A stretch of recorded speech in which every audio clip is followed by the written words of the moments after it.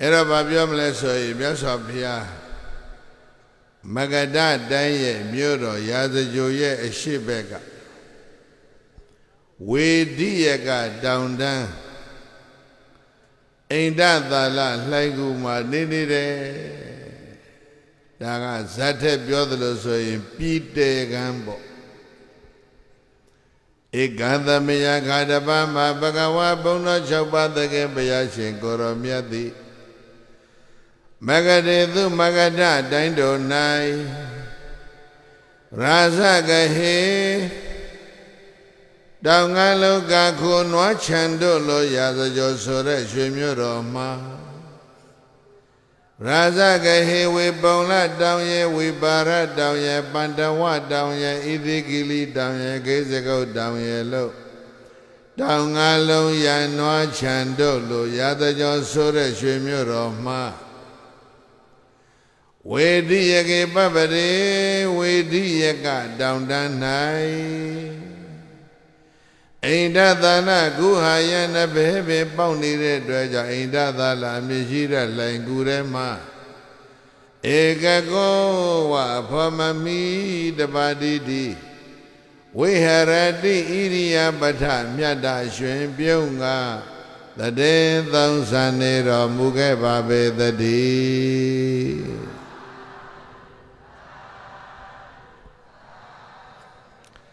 မဂဒတိုက်ရဲ့မြို့တော်ရာဇဂိုမြို့ရဲ့အရှိဘက်ရာဇဂိုဆိုတဲ့မြို့ဟာလေတောင်ကြီး9လုံးဝိုင်းထားတယ်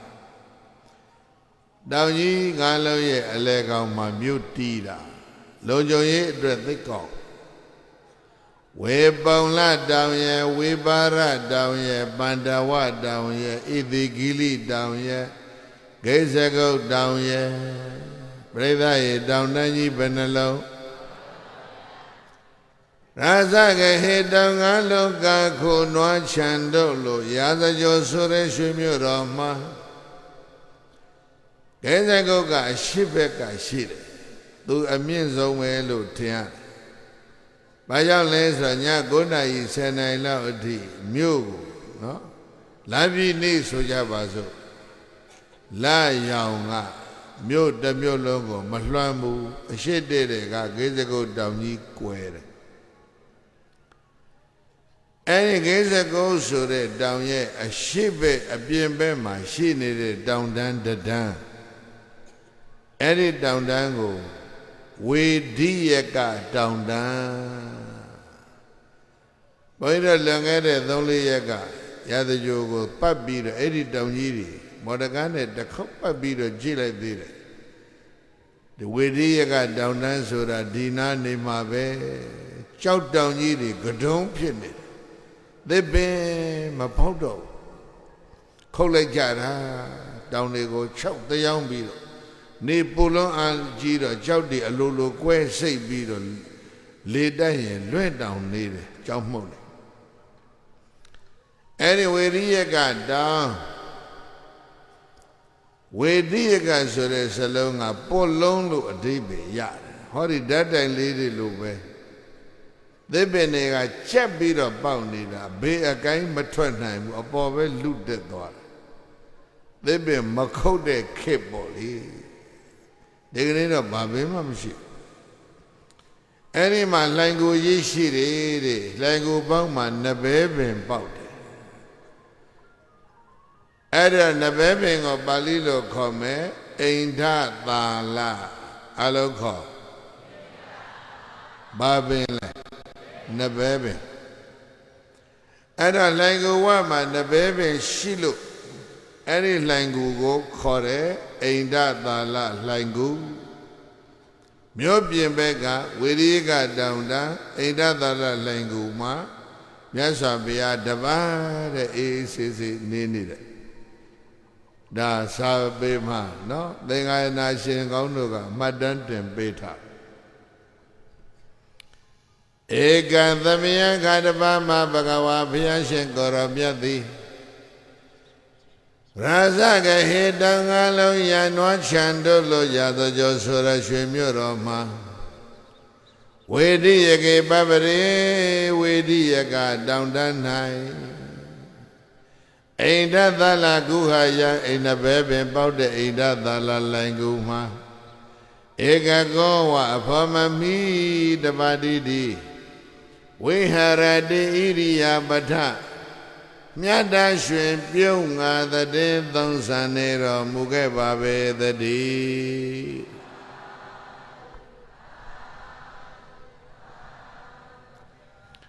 ဒေနာခောပဏသမေနထို့သောဘုရားရှင်ကိုရောမြတ်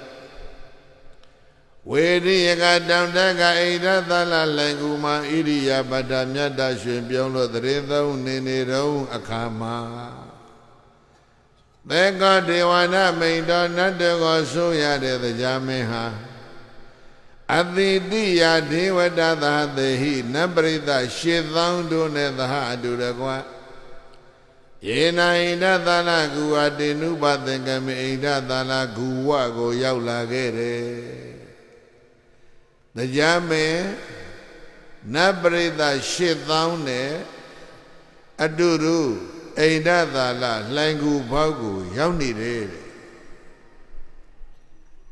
ရောက်လာတဲ့အချိန်ကဘယ်အချိန်လဲဆိုတော့နေမဝင်သေးဘူးနွားချောင်းသားတွေနွားတောင်မသွင်းသေးတဲ့အချိန်စောကြီးရောက်ပရိသတ်ရဲ့တတိထတရားဘယ်အချိန်ရောက်နေမဝင်ပြီဘုန်းကြီးတို့ပရိသတ်မင်္ဂလာသုတ်ဖတ်ဖူးတဲ့လူရှိပြီတော့လူတွေဟာမင်္ဂလာသုတ်မှာဖတ်လိုက်ဘာတွေ့မလဲယေနဘဂဝါတေနုပသင်္ကမိမဟုတ်ဘူးအညတရာဒေဝတာအဲ့ဒီပိုက်ဖြတ်ဖအညတရာဒေဝတာဟိုဘက်ဘယ်လိုဆက်မလဲအညတရာဒေဝတာတို့တော့မေ့နေဒီဘုကုန်းကူကြီးတောင်းရတော့မှာအညတရာဒေဝတာလောက်ပါကျောင်းသားတွေအများကြီးပါတယ်ကျောင်းသားတွေဒါမသိရတော့ဘူးထင်နေကြည့်ရတာအညတရာဒေဝတာအဘိကန္တာယရတ္တိယကျေးဇူးတင်နဲ့တော်ပြီနာမည်မထင်ရှားတဲ့နတ်သားတစ်ယောက်သကောင်ကျော်တဲ့ဇေရဝံကျောင်းမှာမြတ်စွာဘုရားအနာရောက်လာတယ်ဒီလိုမဟုတ်လားအဘိကန္တာယရတ္တိယဖတ်ဆန်းအဲ့ဒီပါဠိအဘိကန္တာယရတ္တိယညာဥယံလွန်ပြီဘယ်သုဒ္ဓံဖတ်ဖတ်နတ်တိဘုရားတန်တရားနာလာတော့သကောင်ကျော်မကြီးလာရိုးထုံးစံကိုနဘဲပင်ပေါက်တဲ့လှိုင်ကူနာတရားမင်းရောက်နေတယ်သကောင်မကျော်သေးဘူးနေတော့မဝင်သေးဘူးရောက်လာတယ်အဲ့ဒါပဲဘုန်းကြီးတို့ပြိဿဘာဖြစ်တာလဲဒီတရားစိုးကြီးလာတာအဲ့ဒါကိုကြည့်ရအဲ့ဒါဘုန်းကြီးတို့စာပေတော်ပါဠိတွေခြံလိုက်တော့နော်အချိန်စားမှဆိုလို့နတ်မှာတရားမင်းမှာသေနမိတ်၅ပါးထင်းနေတယ်ဘာနမိတ်အဝတ်တွေညှိုးသွားပြီတဲ့အယောင်တွေညှိုးသွားပြီတဲ့ကိုယ်ယောင်တွေနတ်ပန်းတွေညှိုးသွားပြီတဲ့ဘယ်နှခုညှိုးအေးပြီးတော့ကိုယ်ကနေချွေးတွေထွက်လာပြီတဲ့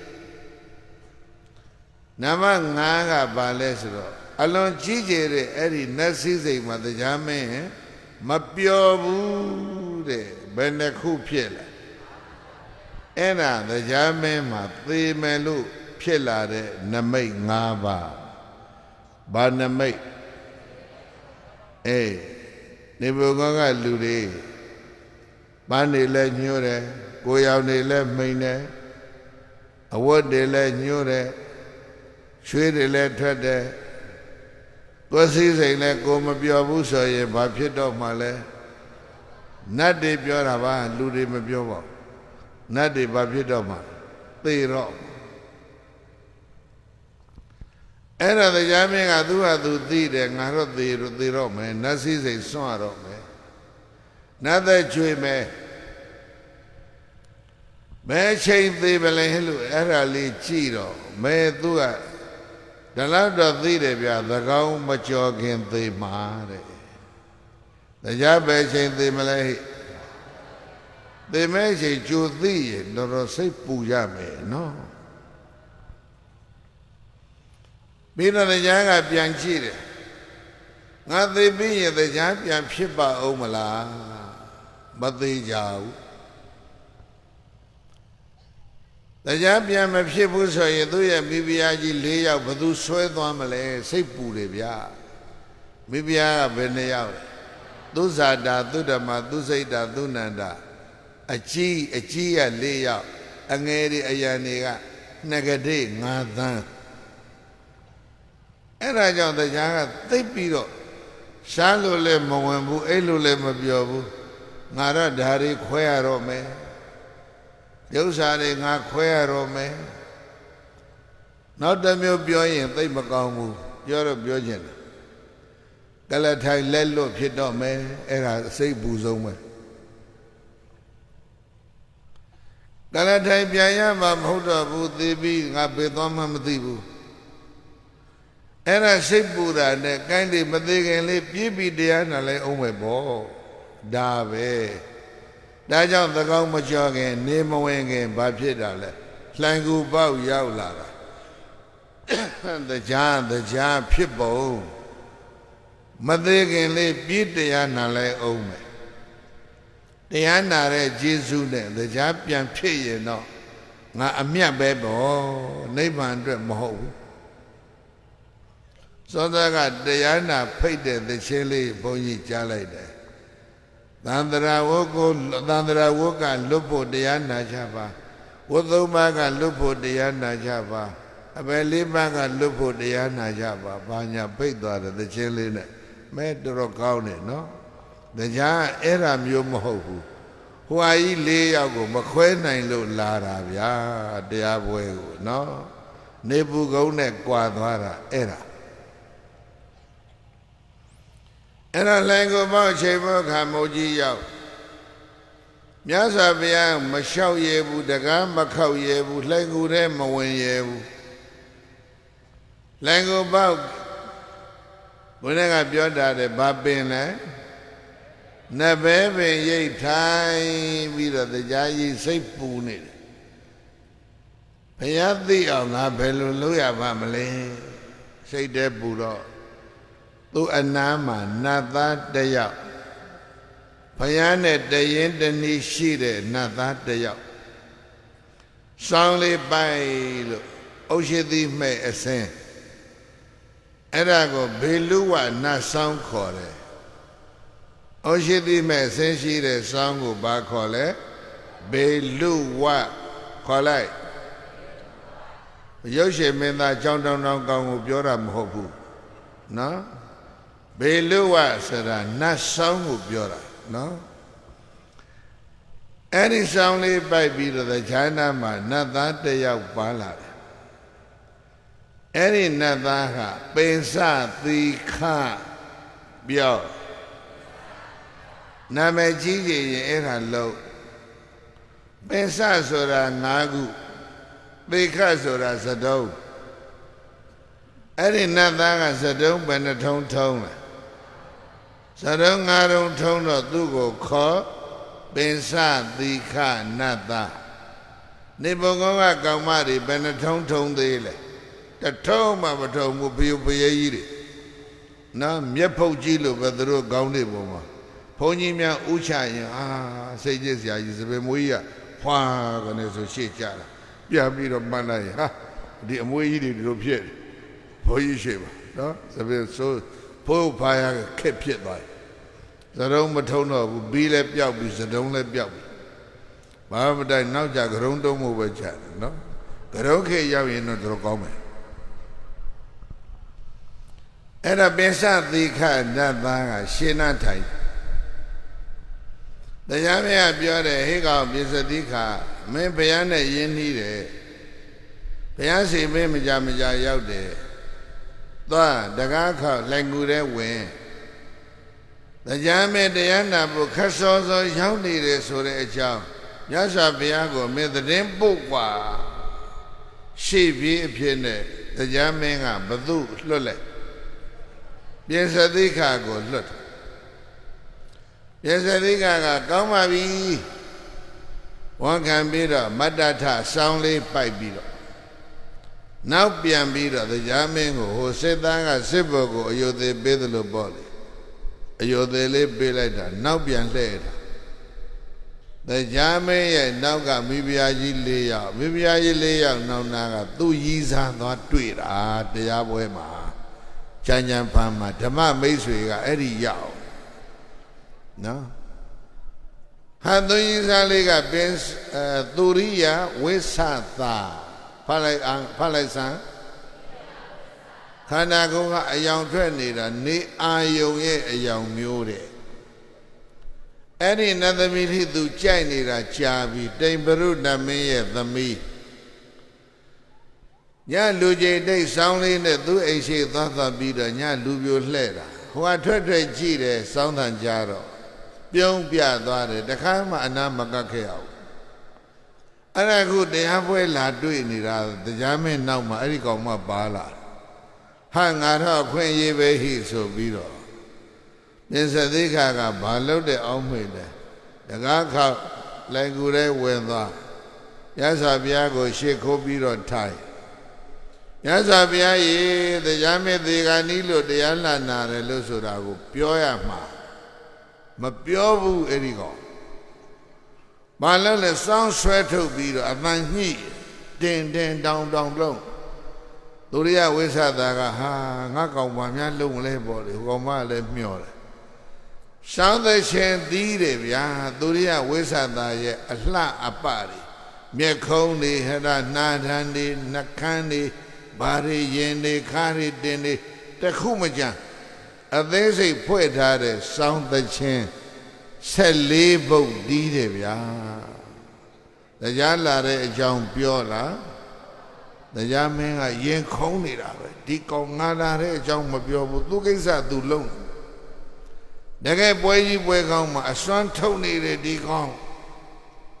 တရားမင်းကစိတ်တိုးနေတယ်ရေးစားလေးသူရိယဝိသသာကတော့ပြောနေတာပဲဖယားနဲ့တရားဆုံတဲ့ပွဲမော်လာပြိဿကြီးအဲ့ဒီပွဲမှာသူ့အလားအပါဆိုးနေတော့ဒီနတ်သမီးကမပျော်ဘူးလားဘုရားနဲ့တရားပွဲမှာသူရိယဝိသသာရဲ့အလှတွေကိုစောင်းသချင်းတီးနေတာ14ပုတ်9ပုတ်ကအဲ့ဒီအလှပွဲတွေ9ပုတ်ကဘုရားတရားသံဃာအကြောင်းငယ်ငယ်တုန်းကတော့ဘုန်းကြီးတို့ဒီသက်ခပညာဟောရင်အဲ့ဒီစောင်းသချင်း14ပုတ်ကဘုန်းကြီး2ညလောက်ဟောတာခုတဘုံမှမရုပ်ဘူးအကုန်ထားပြခဲ့တယ်ဘာမှအရေးကြီးတာမှမဟုတ်ပဲเนาะစောင်းသချင်းတွေတီးတယ်တော့ဘုရားကလည်းအေးဆေးဆေးနားထောင်နေဗျာတချင်း14ပုတ်ဆုံးသွားတော့ဘုရားကမေးသေးတယ်ဂတပါဏသံယုလဣမဂါထာဂိတသရောပိတံဒိသရဏတိဝတ္တိတံဒိသရောပိဂိတသရဏတိဝတ္တိဟေပင်စသိကတိသချင်းနေမင်းဘယ်တော့ငါရေးထားသလဲသချင်းသံကလည်းပဲဂိတသံကိုမကျော်ဘူးဂိတသံကလည်းသချင်းသံကိုမကျော်ဘူးကွယ်ဟာမိုနီဖြစ်တဲ့ဘောအဓိပ္ပာယ်ကမြတ်စွာဘုရားကရှင်မောငန်းတောင်ဖွင့်လိုက်သေးတယ်ဗျာအဲ့တော့သူကလည်းပြောတယ်ဒီသိချေတိမ်ပရုဏမင်းကြီးရဲ့အိမ်အစည်းအဝေးတဲ့ကတပည့်တော်ဖွဲ့ထားတာဘာညာအဲ့ဒါတွေရှောက်ပြောပြီးတော့မှမြတ်စွာဘုရားကြီးတရားမဲ့တရားနာမလို့နေမဝင်ငယ်အစောကြီးရောက်နေတယ်အဲ့ဒါနဘဲပင်အောက်မှာစောင့်နေတဲ့ဘုရားပြီးမှပြောတာမြတ်စွာဘုရားကခွင့်ပြုတယ်တကားဖွင့်လိုက်တရားမင်းလာပါစေနောက်ကပရိသတ်ဘလောက်ပါလဲ8000အကုန်လုံးဆန့်လန်ကိုတဲ့နတ်ပရိသတ်8000ဝင်သွားတယ် ပြီးတော့တရားမင်းကဘုရားကိုဥချတဲ့အချိန်မှာမြတ်စွာဘုရားကတရားကိုမေတ္တာပို့တယ်သိတယ်တရားစိတ်ပူနေတယ်ငါသေတော့မယ်အချိန်ပိုင်းပဲကြံတော့တယ်ခင်ဗျားတို့ရေးတဲ့စာရန်လေးတွေဟိုနာဒီနာတွေ့တယ်တို့သဖြင့်ရိပ်သာတွေမှာတွေ့တယ်ငါသေရတော့မယ်အချိန်ပိုင်းသာလူတော့သည်တရားမင်းလည်းအချိန်ပိုင်းပဲလူတော့တယ်မို့လားဘယ်ချိန်သေးမှလဲသကောင်းမကြောခင်သေးမှအဲ့ဒါကြောင့်မသေးခင်လေးဘာလုပ်မှလဲတရားနာမြတ်စွာဘုရားကဒုက္ခိဟောတုဒေဝနာမိန္ဒဒေဝနာမိန္ဒနတ္တေကိုဆိုရတဲ့သက္ကတရားမေတော်သိတိဒုက္ခိကိုစိတ်နှစ်ပါးချမ်းသာသည်ဟောတုဖြစ်ပါစေတော်တရားမေကိုစိတ်နှစ်ပါးချမ်းသာပါစေဘုရားမေတ္တာပို့တော့အတော်တန်စိတ်ထဲအေးချမ်းသွားကဲတရားမင်းမေးချင်တာပေးလာရင်ကိစ္စပြောဘုရားခွင့်ပြုတော့တရားကမေးခွန်း14ခုမေးတယ်ဘယ်နှခုလဲအလုံးပိသနော်အချိန်ကြည့်ပြီးတော့ဘုန်းကြီး9ခုပဲပြောမယ်ကိဉ္တယောဇနကောမာရိတာဒေဝမနုဿသုရဏကကတ္တပယေစိညေတဏိပုဒ္ဓကာယတိအဝေရအတ္တတအသပတအဗျပစ္ဆဝိဟရေမှုအဝေရီနောအထာသပနာတေသဝေရသတ္တန္တသသပတသဗျပစ္ဆဝိဟရန္တိသဝေရီနောတိအဲ့ဒါတရားမင်းရဲ့ပထမမေကွန်ဗာဏိဘဂဝါဘုန်းတော်ကြည်တော်မူသောအိုမြတ်စွာဘုရားလောကသမိန်လူပြည်နိုင်ရလောကဓာအတွင်း၌ဒေဝဆနတ်တို့သည်၎င်းမနုဿသလူတို့သည်၎င်းမယံငါတို့တွေအဝေရာဖိယံကင်းကွာချမ်းချမ်းသာသာအတ္တန္တပြစ်ဒဏ်နေကင်းပြီးတော့အသပတ္တနှိစ္စကလူယံသူမရှိပါပဲနဲ့ဝိဟာရမှုဝိဟရေမှုနေလိုကြတယ်လို့ပဋ္ဌာနာဆုတောင်းခြင်းကိုကရုဏီပြုကြတယ်ဗျာအထသပန္နဒါပေမဲ့လို့ဒေဝဆန္ဒတို့သည်၎င်းမနုဿသလူတို့သည်၎င်းသဝေရာဘေးရန်နေသိပြီးတော့သတ္တန္တပြစ်ဒဏ်နေသိပြီးတော့သတ္တပတ္တနှိစ္စကလူယံသူတွေများလျက်ဝေရန္တိနေကြရတယ်ဗျာအဲ့ဒါဟာကိဉ္တယောဇနာပအကြောင်းကြောင့်လဲလို့သေကောဒေဝနာမိတ္တနတ္တကိုဆိုရတဲ့တရားမင်းဟာဘဂဝန္တဘုရားရှင်ကိုရောမြတ်ကိုအပုပ်စိသိလောရေနဲ့မေးမြန်းရှာလေတော့တည်း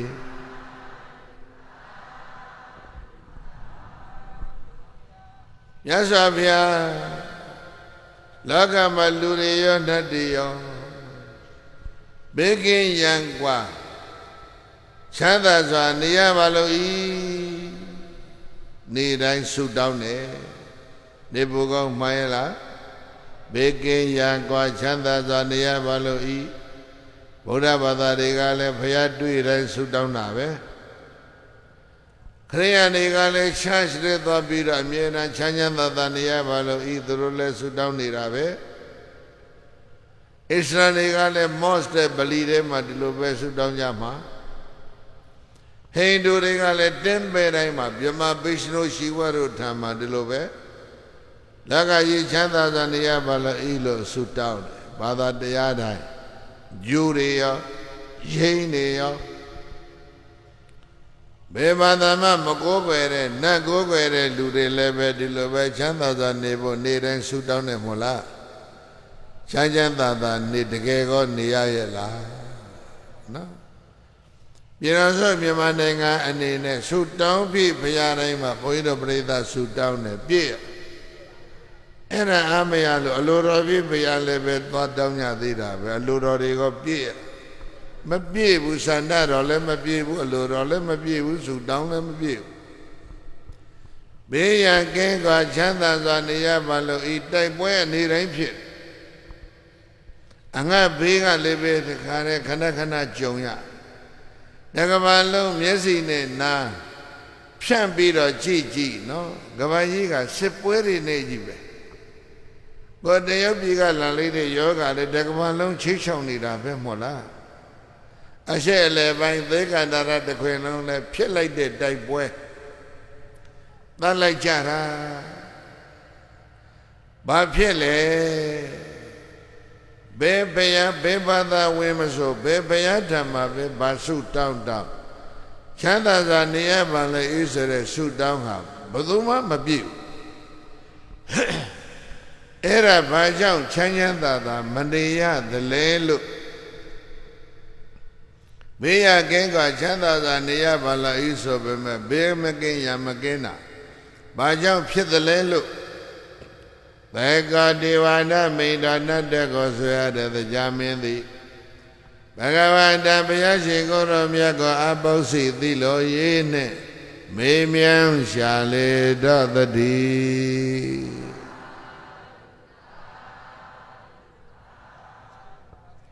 တရားမေကနံပါတ်1အရိကမဘုရားမြတ်စွာဖြေမယ်ဧသမေစရိယသံယောဇနာခောဒေဝနာမိန်တဒေဝမနုဿသုရဏကကတပယေစိညေတန္တိပုထုကာယတေအဝေရအဒန္တာသတိဒေဝနာမိန်တနတ်တေကိုဆိုရတဲ့သက်ကတရားမင်းလောကေလောကကြီးထဲမှာဒေဝဆနတ်တို့သည်၎င်းမနုဿသလူတို့သည်၎င်းအိသာမစ္စရိယသံယောဇနာပရိသတ်ရဲ့အိသာမစ္စရိယသံယောဇနာဘုရားဖြေတာပြောဘာသံယောဇနာအိသာမစ္စရိယအဲ့ဒီသံယောဇဉ်တရားဒီနှစ်ပါးကြောင့်ဘာပဲလုံးစုံသောဒေဝဇာနတ်တို့သည်၎င်းမနုဿသလူတို့သည်၎င်းသဝေရာဘေးရန်နေများပြီးတော့သဒ္ဒနာပြစ်ဒဏ်တွေသင်ပြီးတော့သတ္တပတံဒိဋ္ဌိကလူယံသူတွေများပြီးတော့ဝေရန္တိနေကြရတယ်လို့ဘဂဝါဘုံ6ပါးသင်္ကေတဘုရားရှင်ကိုရောမြတ်ကသက္ကသဒေဝနာမိန်တသနတ်တော်ကိုဆိုရသောတရားမင်းရဲ့ပထမရှိဥစွာသောပညာမေခွန်းငေါပြန်ကြတော်တိဆောက်ဆိုင်မရှိဩတိုင်းမှစွာဖြေကြတော်မူခဲ့ပါပေသတည်း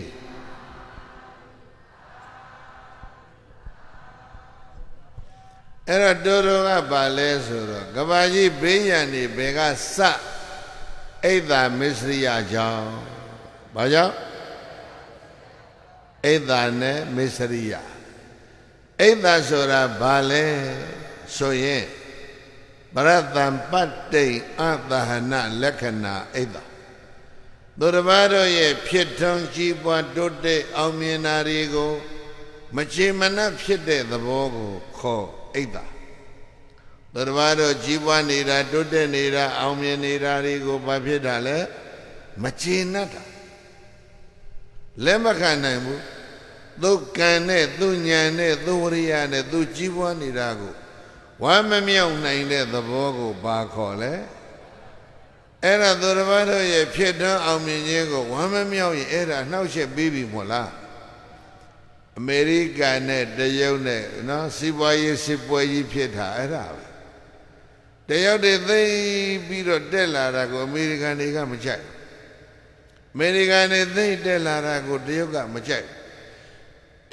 တယ်လီဖုန်းလေးနှလုံးကြည့်လေအမေရိကန်လုပ်တဲ့တယ်လီဖုန်းက iPhone ဆိုပြီးတော့ Apple ပန်းသီးတစ်စိတ်ကလေးနဲ့ဟလာကဘာကို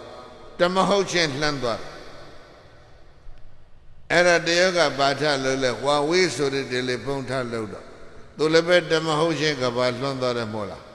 အဲ့ဒီနှစ်ခုပြိုင်ညတဲ့တိုက်ပွဲဟာဒီကနေ့ဒီအဲ့ဒါတကဘာလုံးခံရ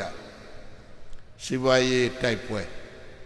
တခြားအများကြီးပေါ့ဗျာသီးသာတာလေးဘုန်းကြီးတို့နည်းနည်းပါးပါးရိပ်မိသလောက်ပြောပြတာအဲ့ဒါတရားရဲ့ကြီးပွားတိုးတက်ခြင်းကိုတရားကလက်မခံနိုင်ဘူးဆိုရင်အဲ့ဒါဘာဖြစ်ပြီလဲအိတ်သာအဲ့ဒီအိတ်သာဆိုတဲ့ဥစ္စာဟာနော် starting point of the conflict starting point of the fighting ပဋိပက္ခဖြစ်ခြင်းတိုက်ခိုက်ခြင်းရဲ့အစဟာဘယ်ကလဲအိတ်သာကလာအနိနာခြင်းရွာနီးနာခြင်းဖြစ်ကြတဲ့ပရိသတ်ရဲ့ရံပွဲတွေကြည့်လိုက်ရင်လည်းဒါပဲခြံကြီးကြီးကျယ်ကျယ်နဲ့နေတဲ့လူကခြံသေးသေးနေတဲ့လူကမကျေနပ်တိုက်ကြီးကြီးနဲ့နေတဲ့လူကတိုက်သေးသေးနဲ့နေတဲ့လူကမကျေနပ်ကားရည်ကြီးကြီးစီးတဲ့လူကခက်ဆွတ်ဆွတ်ကားလေးစီးရတဲ့လူကမကျေနပ်ဖြစ်ပုံတွေအမျိုးမျိုးပဲပရိသတ်ရဲ့နတ်ပြည်မှာလည်းပဲအဲကအယောင်အဝါတောက်ပစွာနဲ့နတ်သမီး900လောက်ရံပြီးတော့နတ်သားကနတ်ယထာ900လောက်နဲ့ထွက်လာရင်နတ်သမီးလေး2ယောက်လောက်နဲ့နတ်ယထာလေး66ချက်နဲ့ထွက်လာတဲ့ကောင်ကနတ်သမီး900ရန်ထားတဲ့နတ်သားကိုမကျေနပ်ဘူးဗျနတ်ပြည်မှာလည်းစစ်ပွဲတွေမနာလိုခြင်းကစတဲ့စစ်ပွဲတွေရှိတယ်မြင်းဘောတောင်ထိပ်မှာတဲ့စောစောကဘာတွေနေလဲအသူရာတွေနေကြမာဂတို့ဘွဲကရောက်သွားအသူရာတွေကိုတိုက်ထုတ်ပြီးတော့အသူရာနတ်ပြည်ဆိုင်ဖို့ကြီးဖြုတ်တာဝရိသာနတ်ပြည်လို့ဆိုင်ဖို့ပြောင်းအသူရာတွေတိုက်ထုတ်ခံလိုက်ရလက်ပံပွင့်ခြင်းလို့ဆိုရအောင်သခုတ်ပွင့်ခြင်းလို့လည်းပြောလို့ရတယ်မြတ်မောတောင်ထိပ်ကနေသူရာတွေထွက်ပြေးရအသူရာဆိုတဲ့အကောင်ကတွေကလည်းအရဲ့သူရာရဲ့နှစ်ပုတ်ဖတ်ဆန်းပါရဲ့အဆိုတဲ့စလုံးရဲ့အဓိပ္ပာယ်ကအလွန်လို့အဓိပ္ပာယ်ယူမဲ့သူရာဆိုတာကတော့အရဲ့ပဲဒါဆိုရင်အဲ့ဒီနတ်တွေကဘယ်လိုနတ်မျိုးတွေလဲအလွန်အကျွံအရက်တောက်တဲ့နတ်ကိုဘာခေါ်လဲအသူရာနော်အဲ့ဒီအသူရာတွေကိုတောင်ပေါ်ကနေတိုက်ထုတ်ပြစ်တာကမန်ခါတို့အဖွဲ့33ယောက်ဒီလိုမဟုတ်လားမနာလိုခြင်းဝန်တိုခြင်းပဲနော်တောင်ထိပ်နေတဲ့ကောင်တွေဆင်းကွာတောင်ကျရင်ရောက်ပင်လယ်ကမ်းခြေလက်ပံတော်ရောက်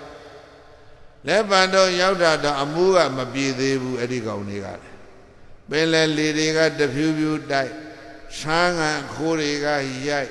ဆက်ပြင်းပြင်းလေးနာတော့မှ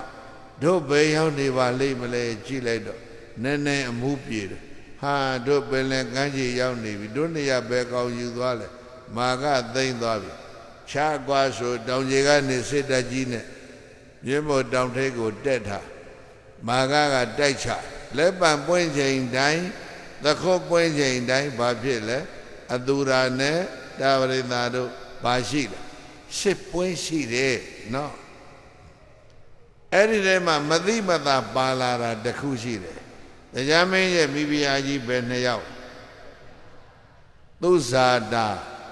သူဓမ္မသူစိတ်တာသူနန္ဒာ4ယောက်မဟုတ်လားသူဓမ္မရဲ့သူစိတ်တာရဲ့သူနန္ဒာရဲ့ဒီ3ယောက်ကဒါဝရိန္ဒာနတ်မျိုးနားလဲလားသူဇာတာဆိုတဲ့နတ်သမီးကြီးကအသူရာမျိုးအမျိုးတူရဲ့လားအသူရာနတ်မင်းကြီးရဲ့သမီးကိုတရားကအတင်းယူထားတာနတ်ပြည်မှာလည်းအဲ့ဒီကိစ္စတွေတော်တော်ရှုပ်တယ်နော်မင်းတို့လူပြည်တွေရှုပ်တာမဟုတ်ဘူးအဲ့ဒါကြောင့်နားလည်သွားပြီးစစ်ဖြစ်တာဘာကြောင့်ဖြစ်လဲအိဒါနဲ့မစ္စရိယကြောင့်အိဒါမစ္စရိယတန်ယောဇနာမနာလိုခြင်းဝန်တော်ခြင်းသောတဲ့အိဒါမစ္စရိယတရားဒီနှစ်ပါးကြောင့်ဒေဝသတ္တတို့သည်၎င်းမနုဿာသလူတို့သည်၎င်းသဝေရာဘိယနေမြာပြီးတော့သဒန္တာပြစ်ဒဏ်နေသင့်ပြီးတော့သတ္တပတ္တာနှိမ့်ဆက်ခံကြရပြီးတော့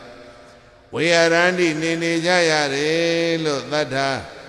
နတ်လူတော်ဆရာမြတ်စွာဘုရားကိုရောမြတ်ကသက္ကသတရားမင်းရဲ့ပထမရှိဥစွာသောပညာမေကောင်းကိုဗျာကရောတိဆောက်ဆိုင်မရှိ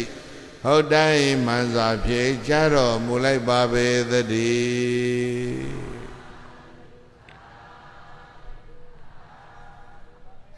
ရိသရဲ့ကဘာကြီးဘေးအနေများတာဘာကြောင့်ပါလဲအိဒါမစ္စရိယအိဒါကသူတစ်ပါးជីវတာကိုဝမ်းမမြောက်နိုင်တာ Misriyaga ko paisai mugo durabado a we mabe nainda. Ko painago duraba mabe naile duraba luma. Doado chanda nirago majina le yampitma. Eraja Eda Misriya shini demya gabaji bashi male sepweri shime piyada pit.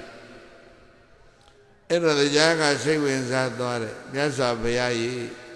Eri Eda Misriya Dayana Baga, Bajang Pita le Begon Nale la Eda Misriya Dayana Bajang Pitale Keita Yosanago, Diwana Mina, Keita Yosanago, Marida. Marida Siya Oceano Yapaya Eda Messiah Zradidia, Nabaha, Keni Dana, Ken the Mudia, Ken Sandikan, Ken Babawon Eda Messiah, Diana Baha, Ba Chang Pietale, Bega Lara Lelo. Bhagavata Bona Chamba the Gapiashin, Goramiago Abausi, Dilo Yin and Mimiando, Mugashali the D.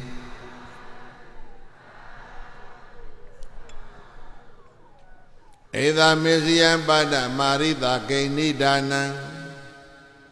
Kay the Mudian, Kain Zadikan, Kay Babawan. Any ena manalojin wadojin Eda Messiah Diana Babella Lemyasopia. So Myasopia Pide, Breda, Gwinze Gliri, Lue on Mata. Bianco Eda Messiah go Marida, Pia, Nidanan, Pia, the Mudayan, Pia, Zadika. Nada than the Jame, the Messiah Redayana Baha. Bia Nidana Chechen Monjin Jam Pita. Bia the Murian Chechen Monjin Asade Pite. Bia Baba Chechen Monjin Asa Monshirelo.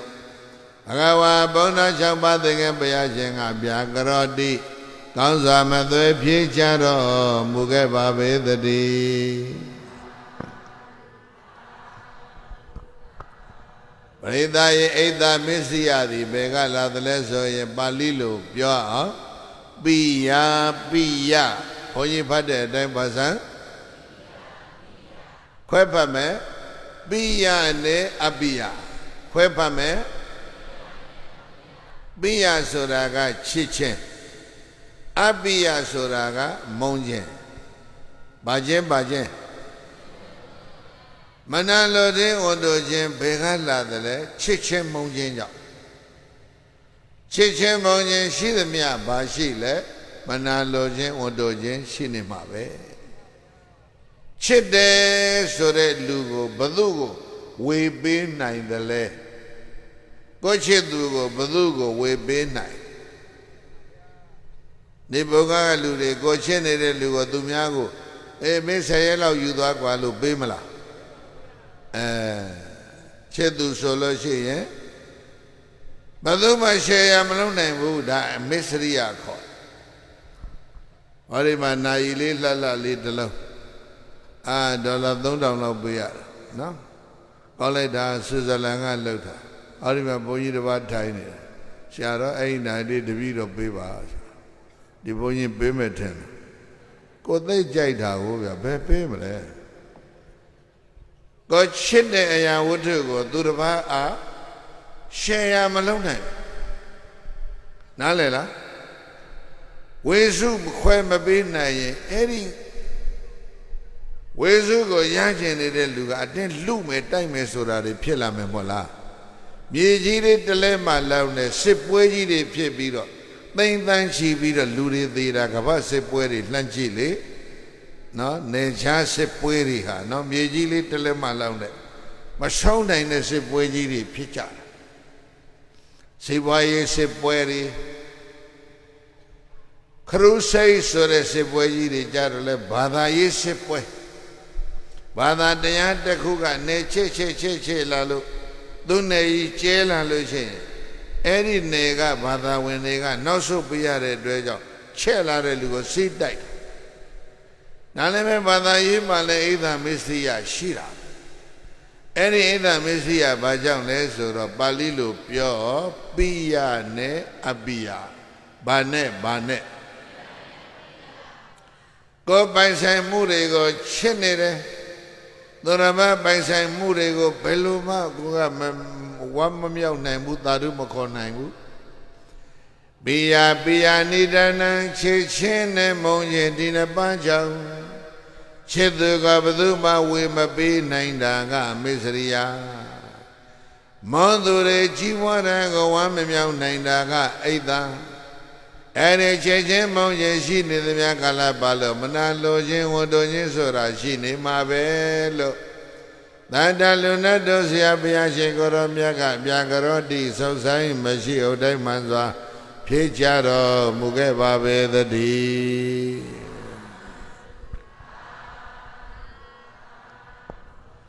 ပရိသတ်ရဲ့အိဒါမစ္စရိယဆိုတာဘယ်ကလာလဲခြေချင်းနဲ့မုံချင်းကလာတယ်ဗာဏိဘဂဝါဘုံတော်ကြီးတော်မူသောမြတ်စွာဘုရားပိယံခြေချင်းနဲ့မုံချင်းဆိုတဲ့ဒီနှစ်ခုကလည်းပဲဂိဏိဒါနဘာကြောင့်ဖြစ်တယ်လဲချစ်တာနဲ့မုံတာဘာကြောင့်ဖြစ်တယ်လဲဆက်မေးတယ်ဝင်းဆက်ကလေးမပြတ်နဲ့ဘုန်းကြီးပြန်ကောက်လိုက်မယ်ကဘာကြီးဘေးရန်နေဘာကြောင့်များအိဒါမစ္စရိယကြောင့်အိဒါမစ္စရိယဘယ်ကလာလဲချစ်ချင်းနဲ့မုံချင်းကလာတယ်ချစ်သူတို့ရဲ့အပေါ်မှာမစ္စရိယဖြစ်တယ်မုံသူတို့ရဲ့အပေါ်မှာအိဒါဖြစ်တယ်အဲ့ဒီချစ်တာနဲ့မုံတာကဘယ်ကလာလဲလို့ဆိုတော့ဒီမှာဖြည့်ပြီပိယံခောမာရိတပိယံခောဒေဝနာမိန္ဒသန္တနိဒါနံသန္တသမုဒယံသန္တဇာတိကံသန္တပပဝံဒေဝနာမိန္ဒနတ္တကောဆိုရတဲ့သက္ကတရားမဲ့ပိယံချစ်ချင်းနဲ့မုန်းခြင်းဆိုတဲ့ဒီတရားနှစ်ပါးဟာသန္တနိဒါနံ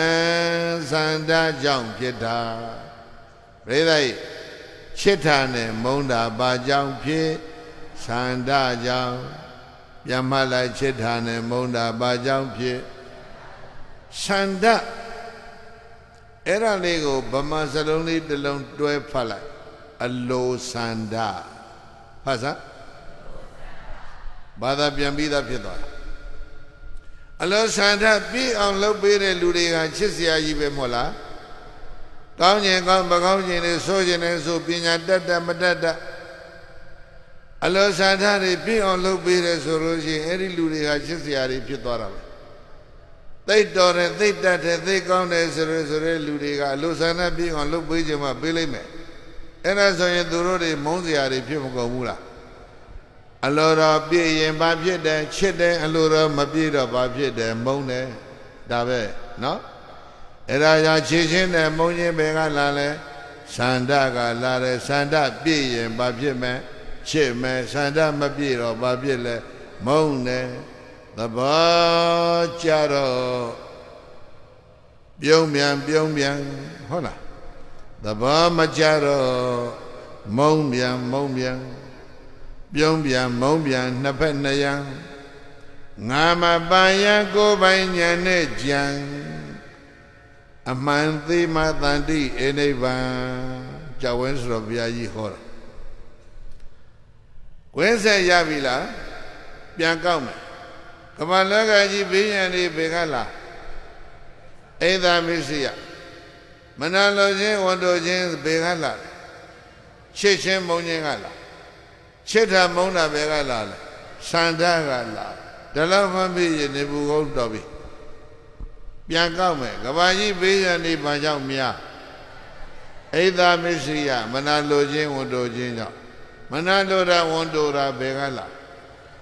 ချစ်ချင်းနဲ့မုန်းခြင်းကလာချစ်တဲ့မုန်းတာရှိနေသမျှကလည်းဘာလုံးပါလာလဲအိဒါမစ္စရိယရှိသမျှပါလာလဲစစ်ပွဲတွေဖြစ်နေမှာပဲ အဲ့ဒါရဲ့အစကပါတဲ့ဆန္ဒပဲတဲ့ဆန္ဒပြည့်ရင်ရှိတာပေါ့ဆန္ဒမပြည့်တော့သွားပြီတော့လည်းဟဲ့ဒီလိုနေလိမ့်မယ်နော်တရားမနေဘူးဆက်မေးတယ်သန္တာခမာရိသကိဏိဒါနာကိသမုဒယကိဇာတိကောကိပဘဝမြတ်စွာဘုရားအဲ့ဒီသန္တာပဲလားသန္တာဘာကြောင့်ဖြစ်လဲမြတ်စွာဘုရားဖြေမယ်သန္တာခမာရိသဝိတကနိဒါနောဝိတကသမုဒယဝိတကဇာတိကောဝိတကပဘဝနတ်တော်သနေတရားမင်းအလိုဆန္ဒဆိုတာဝိတက်ကြောင့်ဖြစ်တာပြောဟိအလိုဆန္ဒတွေဘာကြောင့်လားလဲဝိတက်ဆိုတာ just a mere thinking တွေးတာကြံတာတွေးနေတာကြံနေတာကိုဘာခေါ်လဲဝိတက်ကိုတရားပွဲပြီးရဲ့နေပူကောအိမ်ပြညဇာလေးပါလေးစတယ်လီဖုန်းလေးဆက်တယ်လီဗီရှင်းလေးကြည့်ပြီးဘာလို့မလဲမီးလေးမှိတ်အဲ့ရတဲ့ဝင်ကြတယ်ပဲလက်ကလေးလှမ်းပြီးတော့နဖူးပေါ်လက်တင်ပြီးတော့ခင်ဗျားတို့ဘာလို့လဲပြောတွေးဟုတ်တယ်မဟုတ်လားပဲလက်ကအတွေးကသိခေါင်သွားပြီလဲဆိုရင်မျက်လုံးကကျဲသွားအိမ်မရကျော်ကုန်ကြီးဘူးလာတယ်ပဲလက်လှမ်းတွေးတာဟုတ်အဲ့တော့မောက်ခုံမောက်လိုက်ပြန်လက်ပေါ်နဖူးတင်တွေးတော့မောက်လိုက်လှန်လိုက်နဲ့မိုးချုပ်ကမိခင်တဲ့အတိုင်းကြောပူလားဗိုက်ပူလားအတွေးတွေခေါင်ပြီးတော့အိမ်မပြောဘူးအဲ့ဒီအတွေးကဘာတွေးလားလိုချင်တာတွေးတာပဲနော်ဘာတွေကိုတွေးဝိတက်ကြောင့်ဘာဖြစ်လဲဆန္ဒကြောင့်ဘာဖြစ်လဲချစ်ချင်းနဲ့မုန်းခြင်းချစ်ချင်းမုန်းခြင်းကြောင့်ဘာဖြစ်လဲအိဒမစ္စရိယကြောင့်ဘာဖြစ်လဲယန္တိဖြစ်ကြတာအဲရာဇမာရိသစီယညေကဒေဝနာမိတာနတ်တေကိုဆွေရတဲ့သက္ကဥဒကြမေသန္တောသန္ထသည်ဝိတကနိဒါနောဝိတက်ကြောင့်ဖြစ်တယ်ဝိတကသမုဒယဝိတက်လျက်စအမွန်ရှိတယ်ဝိတကပဘဝဝိတက်လျက်စအမွန်ရှိတယ်သန္တာဟာဝိတက်ရှိလို့ဖြစ်တာအတွေးခေါင်လို့သန္တာတွေဖြစ်တာလို့ဘဂဝါဘုန်းတော်၆ပါးတကယ်ဘုရားရှင်ကိုရောမြတ်ကသက္ကသဒေဝနာမိန်တသတရားမင်းရဲ့ပညာမေကောင်းကိုပြကြရောတိကောင်းစွာမသွေဖြေကြတော်မူလိုက်ပါပေသတည်း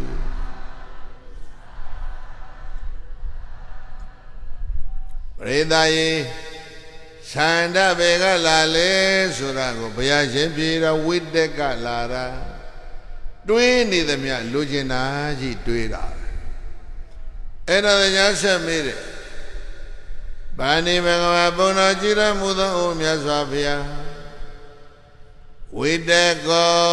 ဝိတက်ဟာဂိဏိဒါနောဂိသမုဒယောဂိဇာတိကောဂိပဘော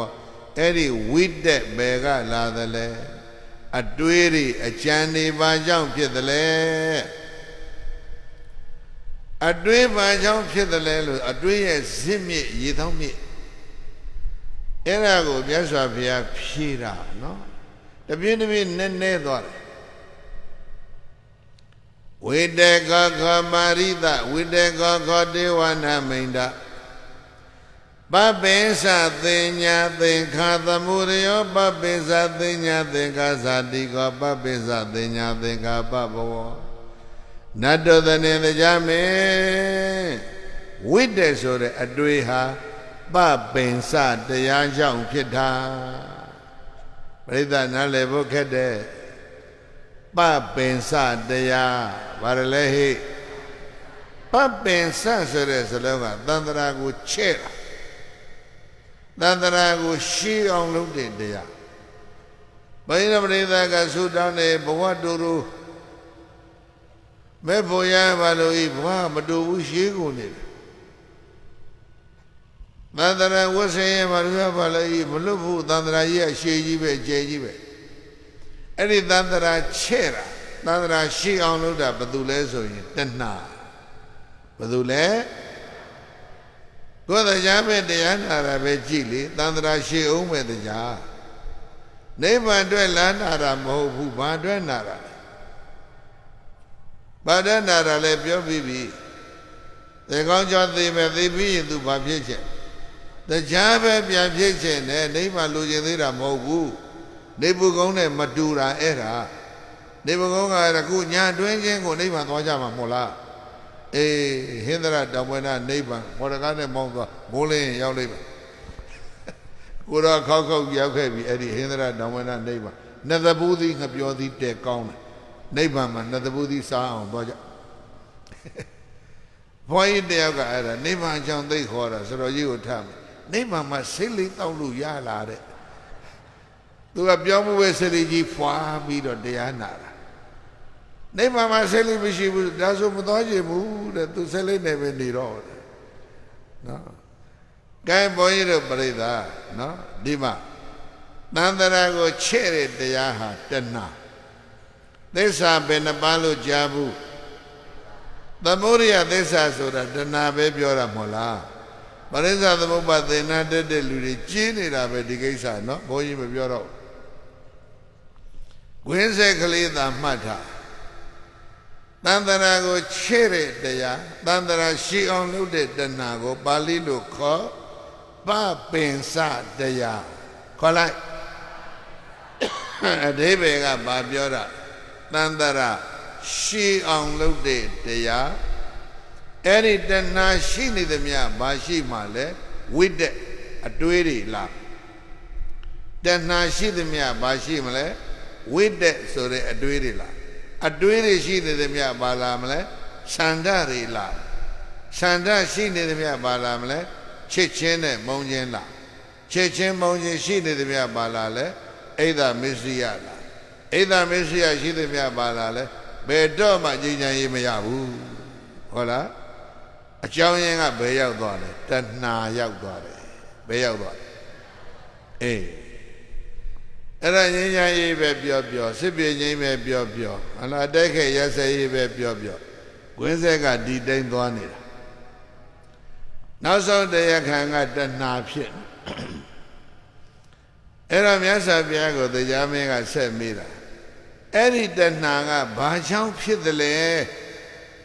ဘုန်းကြီးပါဠိမရွတ်တော့ဘူးပရိသတ်ရွတ်တတ်တယ်တဏှာဘယ်ကလာတယ်ရွတ်လေဝေဒနာပစ္စယတဏှာအကုန်ရတယ်ဘုန်းကြီးပြောကြမလို့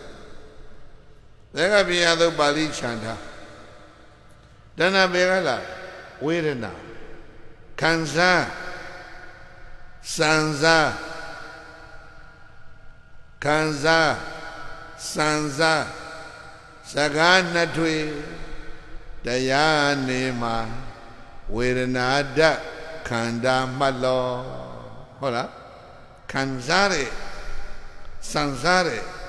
အဲ့ဒါပါလေဝေဒနာအဲ့ဒီဝေဒနာကြောင့်ဘာဖြစ်တာလဲတဏှာဖြစ်တာခံစားလို့ကောင်းတော့နောက်ထပ်ခံစားခြင်းတယ်လေစံစားလို့ကောင်းတော့နောက်ထပ်လည်းစံစားခြင်းတယ်ခံစားเสียစံစားเสียတွေရှာတယ်လေအဲ့ဒီမှာဝိတ္တတွေဝိสารတွေအများကြီးကိလေသာတွေတထွေးကြီးဒဇင်တန်းကြီးဟလားဖြစ်သွားအဲ့ဒါကြောင့်ဝေဒနာဘယ်ကလာလဲမြတ်စွာဘုရားကြီးတဏှာကလာတာတဏှာပစ္စယဝေဒနာမဟုတ်ဝေဒနာပစ္စယတဏှာအဲ့ဒါဆိုရင်အဲ့ဒီဝေဒနာအဲ့ဒီတဏှာချုပ်အောင်ဘယ်လိုလုပ်မလဲတရားမိန်ကုန်းပြောင်းသွားပြီအဲ့ဒါဆိုရင်ဒီတဏှာချုပ်ငြိမ်းအောင်ဘယ်လိုလုပ်လဲတဏှာရှိသမျှတွေးအောင်မှာတွေးနေသမျှဆန္ဒတွေလာအောင်မှာဆန္ဒရှိသမျှတော့ချစ်ချင်းမုန်းခြင်းလည်းမကင်းဘူးချစ်တာမုန်းတာရှိသမျှဣဒမစ္စရိယဖြစ်မှာပဲဣဒမစ္စရိယရှိသမျှတော့တိုက်ပွဲတွေရှိတယ်အောင်မှာပဲအဲ့ဒါဆိုရင်အဲ့ဒီတဏှာချုပ်အောင်ဘယ်လိုလုပ်မလဲတဏှာရဲ့ကိန်းဝရာဝေဒနာရှုပြီးရောတဏှာရဲ့ကိန်းဝရာဘာကိုရှုဒုက္ခဝေဒနာဒုက္ခတောတထပါဒုက္ခဝေဒနာဒုက္ခဝေဒနာကိုဒုက္ခတောဒုက္ခမြင်အောင်တထပါရှုရမယ်ပရိသတ်ရဲ့ဒုက္ခဝေဒနာကိုဘာမြင်အောင်ရှုရမယ် ဒုက္ခမြင်အောင်ရှုရမယ်ဒုက္ခဒုက္ခဒုက္ခဒုက္ခရှုနေရင်ချမ်းသာတယ်ချမ်းသာတယ်ရှုနေရင်အဲ့ဒါလည်းရှုနည်းတော့ဟုတ်တာပေါ့ဒါပေမဲ့အဲ့ဒီဒုက္ခဝေဒနာကိုဒုက္ခဖြစ်အောင်ဒုက္ခမြင်အောင်မရှုနိုင်သေးသမျှတဏှာကိုဖယ်လို့မရဘူးဒါကြောင့်ဒုက္ခဝေဒနာကိုဘာဒုက္ခမြင်အောင်ရှုမလဲဆိုရင်နေပုဂုတ်မှတ်တာဝိပရိနာမဒုက္ခပြောဒုက္ခဝေဒနာကရှိနေတုန်းချမ်းသာတာပဲဖောက်ပြန်ပြည့်စည်သွားတာဘာဖြစ်လဲဒုက္ခမရောက်ဘူးလားမော်တော်ကားလေးနဲ့သွားနေချမ်းသာလိုက်တာမော်တော်ကားလေးရောင်းစားလိုက်ရပြီဆိုတဲ့အခါကျတော့ဆိုင်ကားစီးရတော့ပြိဿကြီးဒုက္ခရောက်တယ်မို့လားတိုက်ကလေးနဲ့နေစင်ပြေတာပဲတိုက်ပေါင်လိုက်ရပြီတဲတဲ့ရောက်ပြီဆိုတော့ဒုက္ခဖြစ်တယ်မို့လားရှိနေတုန်းမှာဒုက္ခဘာဖြစ်လဲဒုက္ခဖောက်ပြန်ပျက်စီးသွားတဲ့အခါကျတော့ဘာဖြစ်လဲဒုက္ခအဲ့ဒါကိုဘာဒုက္ခခေါ်လဲဝိပရိနာမဒုက္ခပြောဒုက္ခဝေဒနာဒုက္ခတတ္ထပါဒုက္ခဝေဒနာဒုက္ခဝေဒနာကဒုက္ခတဝိပရိနာမဒုက္ခမြင်အောင်တတ္ထပါရှုရမယ်ဒုက္ခယဝေဒနာယဒုက္ခဝေဒနာ၌ရာဂနုသယံဆွဲမဲ့နေတဲ့တဏှာလောဘရာဂကိုပဇဟတိပယ်စွန့်နိုင်ရမယ်လို့သတ္ထနတ်လူတို့ဆရာမြတ်စွာဘုရားသည်သေကသာဒေဝနာမိတ္တသနတ်တွေကိုဆွေသောတရားမင်းရဲ့ပညာမေကောင်းကိုပြကြရောတိဆုတ်ဆိုင်မရှိဟုတ်တိုင်းမှန်စွာပြည့်ကြတော်မူခဲ့ပါပေသတည်း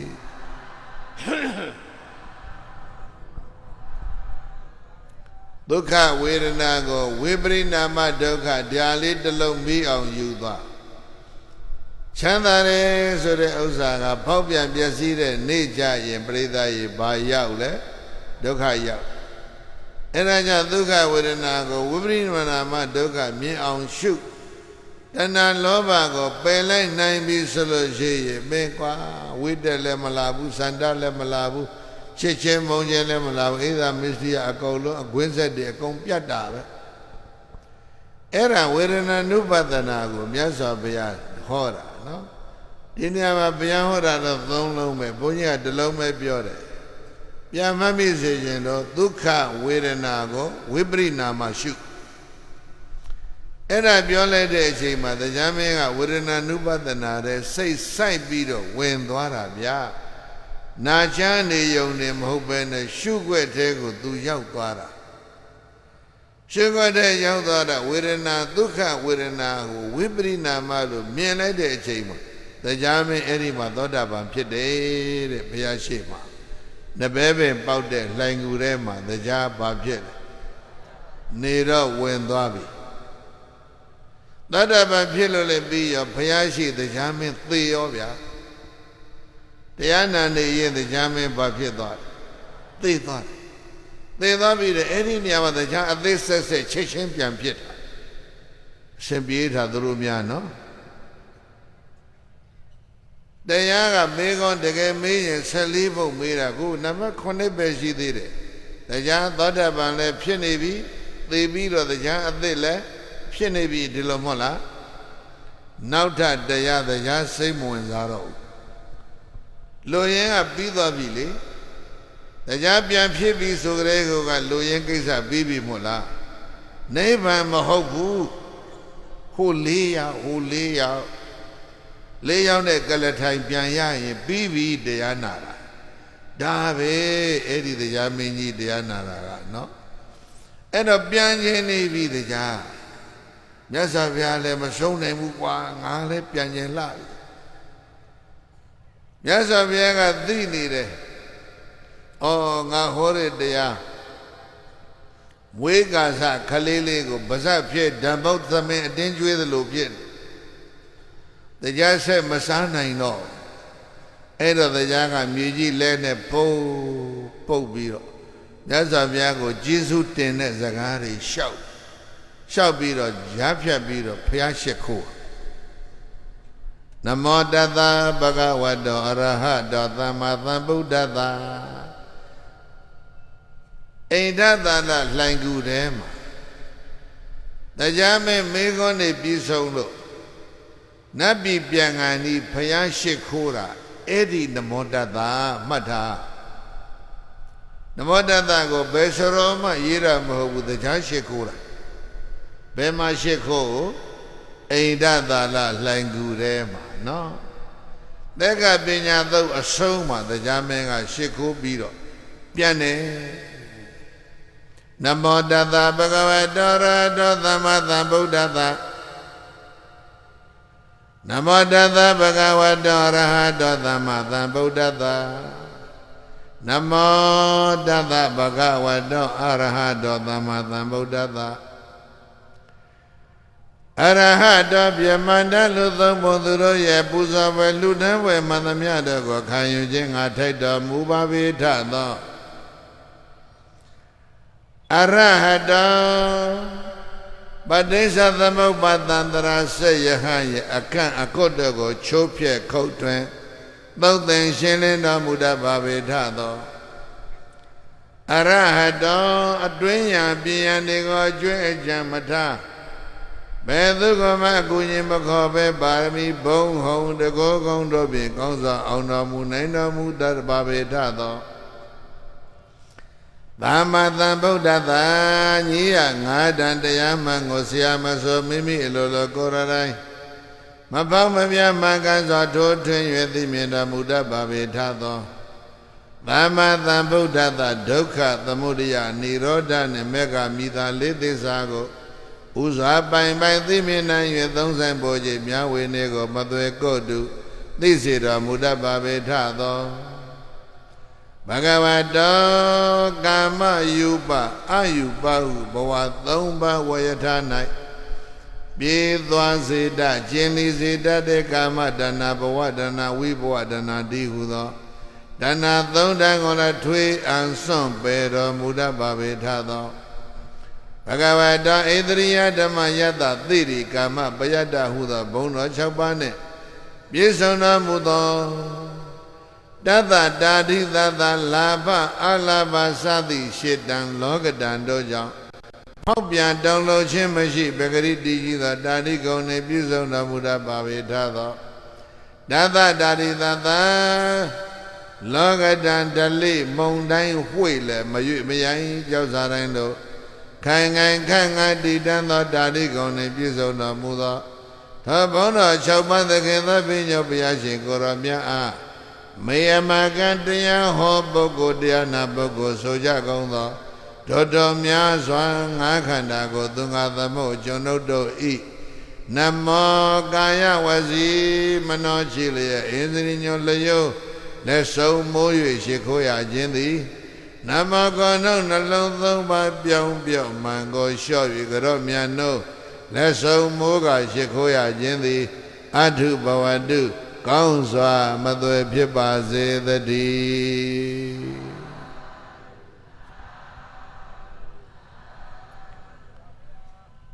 သောတာပန်တရား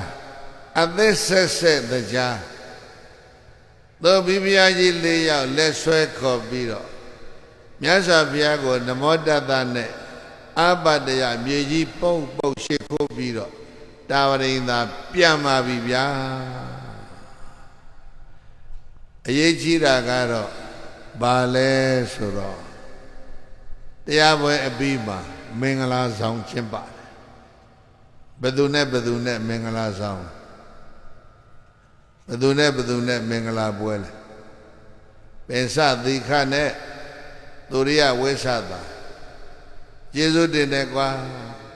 ဘုရားလှိုင်ကူရဲရအောင်ဘုရားနေတဲ့လှိုင်ကူရဲရအောင်ငါပို့ပေးတဲ့အတွက်ကြောင့်မေကျေးဇူးတင်တယ်ဆိုတာဝရိန္ဒာပြန်ရောက်တော့လက်ထပ်ပွဲအကြီးကျယ်ကျင်းပပေးလိုက်တယ်သူရဲ့လက်ဆွဲတော်နဲ့အဲ့ဒါသူရိယဝိသတာနတ်သမီးလက်ထပ်ပေးလိုက်တယ်အာလသောပရိသကဘာကြီးဘေးရန်နေများတာဘာကြောင့်လဲအိဒါမစ္စရိယဘယ်လာလဲချစ်ချင်းမုံချင်းကြောင့်ချစ်ချင်းမုံချင်းဘယ်လာလဲစန္ဒဘာကြောင့်ဖြစ်လဲဝိတက်ဘာကြောင့်ဖြစ်လဲတဏှာအဲ့ဒီတဏှာချုပ်အောင်ဘာလုပ်မလဲဝေဒနာရှုမယ်။ကိုင်အလိုကျေးဇူးတင်ပါတယ်။ဆိုဣဒံမေပုံညံ ဘောဓိညာဏတပစ္စယောဟောတုအရှင်ဘုရားယာတပိတော်တို့ဤဓမ္မဒါနဓမ္မပူဇာဓမ္မသဝနာဓမ္မဒေသနာသီရကုရေလူတော်သီရကုစံလူတော်ဤကောင်းမှုသည်ဘောဓိဉာဏ်ဤအထောက်အပံ့ဖြစ်ပါစေတည်းဤကောင်းမှုကုသိုလ်ဖို့ကို30ပုံရှင်လီကုန်သောနတ်လူမြတ်မှာတတ္တဝါပေါင်းတို့အားအညီအမျှဝေငှပါကုန်၏ထိုတော်များစွာတတ္တဝါတို့သည်ဤကောင်းမှုကိုကြားသိကြ၍အမျှရ၍ဝမ်းသာကြသည်ချမ်းသာကြသည်ဖြစ်ပါစေသောကုသိုလ်အမြယူတော်မူကြပါကုန်လော